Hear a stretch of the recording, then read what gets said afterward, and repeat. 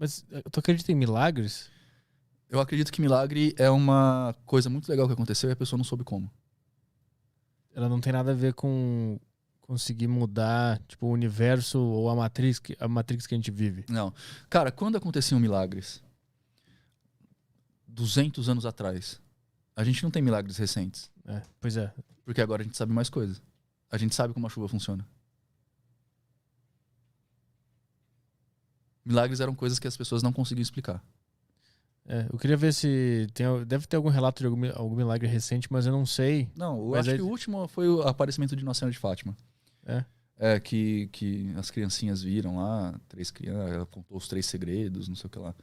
Né? Mas existem muitas controvérsias, são só 3 crianças que viram e tipo, não dá pra você ter alguma coisa aí. Uhum. Os milagres de Cristo são explicáveis hoje.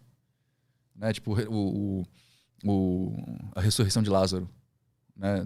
Não sei quem de vocês é cristão, mas tem a história de que Lázaro estava morto. A gente aprende tudo menos português.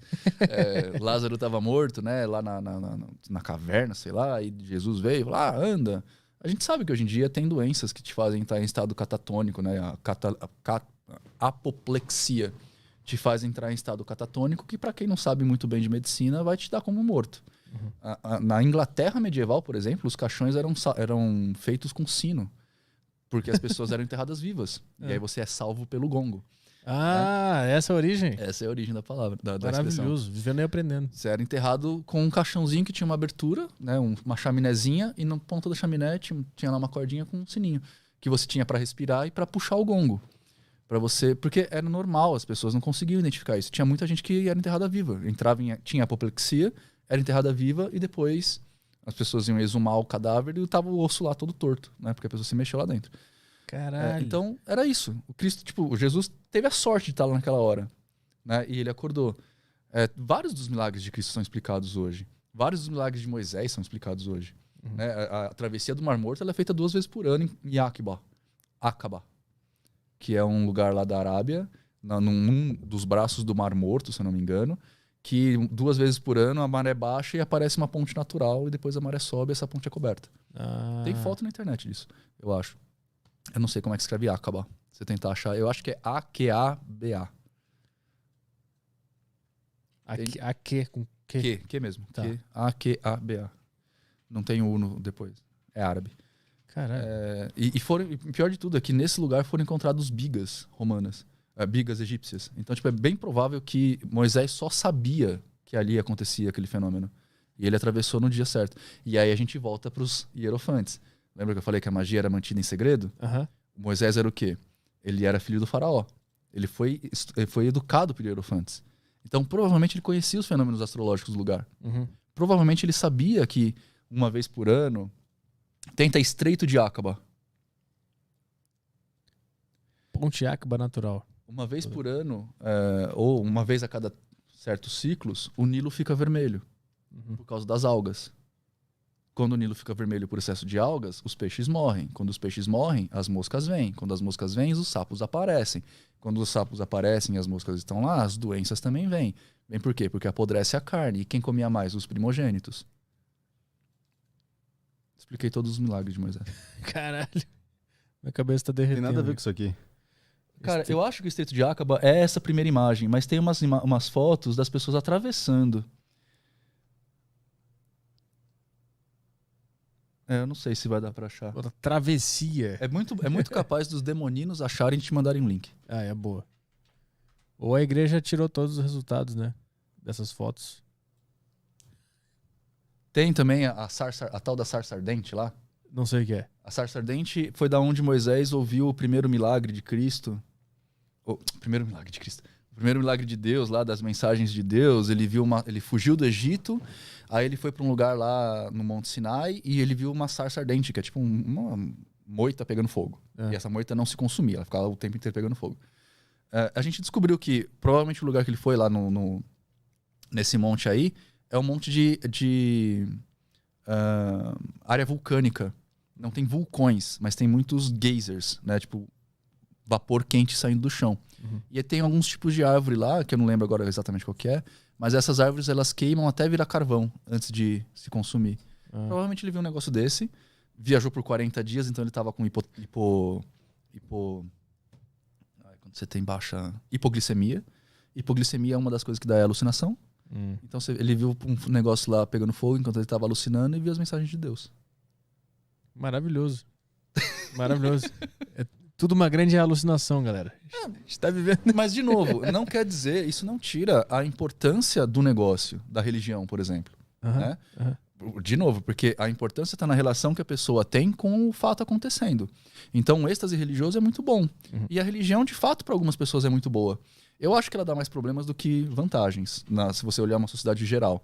Quando usada politicamente ou individualmente? Cara, a religião, para funcionar, para uma religião existir, seja lá qual for, ela precisa criar dogma. Né? A religião ela funciona a partir de dogmas, que são as regras da religião. E o dogma cega. Ele não te deixa olhar para fora. O dogma é uma série de paredes que a religião constrói e que você sempre vai bater nessa parede. Então, por exemplo, por que eu fico doente? Porque Deus quis. E aí todo o trabalho da ciência morre. Entendeu? Por que eu... sei lá... Por que o meu marido me bate? Porque Deus fez o homem para ser superior à mulher. Né? Você não pode se divorciar. Então tem um monte de questões que eu acho que são muito perigosas. Mas, se você olhar um contexto geral da sociedade, faz um sentido existir religião. Porque isso não é... Espero que vocês não vejam como arrogância, gente, mas não sou eu que estou falando. Mas a gente tem uma pirâmide educacional no Brasil onde tem muita gente com escolaridade muito baixa e pouca gente com uma escolaridade média para cima. Hoje em dia no Brasil, acho que cerca de 50% das pessoas que terminam a faculdade são analfabetos funcionais. Termina a faculdade, não sabe compreender uma frase. Então, e eu não estou falando desses caras no meio, estou falando dessas pessoas embaixo, que são realmente as fragilizadas pela sociedade, né? Os miseráveis, os pobres pra caramba. Essas pessoas, elas não têm tempo de ter um pensamento ou uma conversa um pouco mais filosófica para tentar se entender como um todo. Eles estão querendo comer, cara. Tipo, os caras não têm almoço, sacou? Sim. Então, a religião, ela tem um papel auxiliar a essas pessoas, que é legal. Que o Estado que devia fazer, né? Dado que a gente paga imposto. O Estado devia tomar conta dessas pessoas. Mas como o Estado falha, porque a gente tem tudo que o Estado tem pra gente, a igreja, né, as diversas religiões, Umbanda, o cristianismo, o catolicismo, o evangélico, suprem um pouco esse papel, que é super legal. Mas a ideia é que a gente tivesse com essas pessoas da base condições de ensiná-las o suficiente para elas cobrarem das pessoas certas, né, para quem está indo dinheiro. E a religião, nesse papel de só dar o auxílio, talvez ela acabe cegando mais as pessoas. E isso também é um problema. Então, hoje em dia, eu não sei como resolver essa equação, mas hoje em dia eu acho que a religião mais atrapalha do que ajuda. Embora ela tenha esse papel importante, eu acho que ela mais atrapalha do que ajuda. Eu não sei como resolver essa equação. Porque essa equação, para ser resolvida, a gente ia ter que fazer uma reformulação no sistema de ensino, que já está defasado há décadas. Né? Tipo, quem gosta de ir para a escola hoje? E hoje está tão defasado que eu falei lá no começo, né? As pessoas perderam a vergonha de ser burros. Né? Então, tipo, a pessoa que é ignorante, que não quer aprender... Burro, gente, só para deixar claro. Burro, que eu uso, é um termo do Kant, do filósofo, tá? O Kant, ele define a burrice como uma doença social. Ele fala que a burrice ela é uma doença social porque ela é egoísta. O burro é aquele que não sabe que não sabe, portanto não aprende. Ele não permite diálogo. Então, que ele é egoísta. Se eu digo que eu sou burro, então já não sou tanto. Se eu conseguir admitir que eu sou. Provavelmente você só é ignorante. Aí é a diferença do ignorante. O ignorante, ele sabe que não sabe. Então ele está disposto a aprender. O burro não. Ele não sabe que não sabe e não quer aprender. Sacou? O que a gente vê muito hoje em dia na rede social. Então a gente teria que fazer um trabalho de base na educação para, primeiro, convencer as pessoas de que não é ruim você saber coisas e também não é ruim você não saber, desde que você saiba que não sabe. Né? E também reformular o ensino, porque, cara, a gente vai pra escola pra aprender o quê? Eu entendo vocês. É chato. É chato pra caralho. Mano, eu também entendo a escola querer ensinar o máximo possível do mundo pra você. Eu entendo isso. Só que o que é esse máximo? Eu ainda não usei equação de segundo grau. Sim, eu acho que eu não usei quase nada do que eu aprendi na escola. Eu tenho 39 anos, eu ainda não usei equação de segundo grau. Bhaskara. Eu nem sei mais fazer Bhaskara. Eu também não. Na verdade, eu nem sei mais fazer multiplicação. Porque tem calculador em todos os lados. Eu tenho calculador no relógio, tenho calculador no celular. Por que eu vou decorar a tabuada? Sacou? Eu pego o celular e uso. Tudo bem, Nino, é legal saber tabuada? Porra, legal pra caralho. Se você souber, mano, ótimo, perfeito pra você. Eu acho que tem que saber mesmo. Só que a minha questão aqui é mais de base. Tipo, o que tem que ser ensinado na escola? Por que eu saio da escola sem saber calcular imposto de renda? Isso é verdade. E por que eu tenho que fazer esse caralho todo ano? Eu nem sabia que tinha até eu entender que eu ia virar um criminoso se eu não fizesse.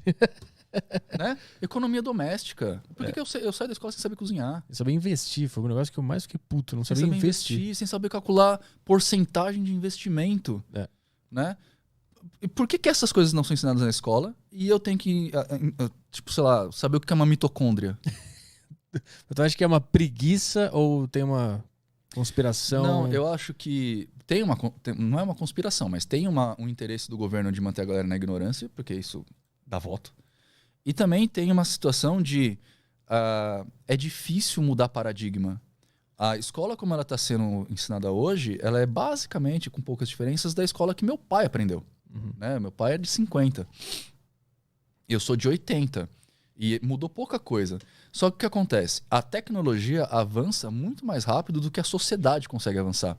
Então a gente tem evolução tecnológica nos últimos 100 anos a mais do que nos últimos 10 mil. E as pessoas não estão, porque o sistema é burocrático e tem que ser por causa do tanto de gente, então a burocracia não acompanha isso. As escolas hoje em dia, cara, por que você vai na escola se você procura no Google? E por que ninguém me responde essa pergunta? Joga no Google.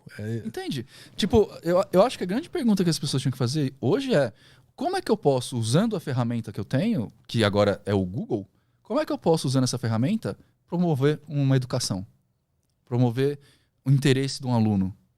Eu sei que é difícil, amigos educadores. Eu sou formado em artes plásticas com licenciatura de artes. Ou seja, eu também tenho educação de professor. Então, eu sei que é um desafio gigante, é uma jereba desse tamanho que colocam no seu traseiro. Mas, tipo, se a gente não começar a pensar, a gente nunca vai responder. E se a gente demorar muito para pensar, quando a gente começar a pensar, a gente vai estar defasado no pensamento. Né? Porque hoje em dia, se você, por exemplo, eu quero saber mais sobre... o Nino acabou de falar que ele é muito alto e tem problema na coluna. Será que isso é verdade? Procura no Google. Você vai ter informação. Errada e certa. E vai ter várias versões, várias pesquisas. Então, por que a escola não começa ensinando a pessoa a pesquisar? Porque tem uma metodologia de pesquisa que você vai aprender na universidade, né, quando você vai fazer seu TCC. Só que isso tinha que ser aprendido no começo, porque as informações estão aí agora pra gente pesquisar. Você não precisa mais de uma livraria, uma biblioteca. Sim. Né? Então, como eu saber que a fonte é confiável? Vou procurar o problema do Nino na coluna para saber se é verdade. Vou procurar onde? O certo é você procurar em periódicos científicos. Então vai procurar no PubMed, né, de medicina.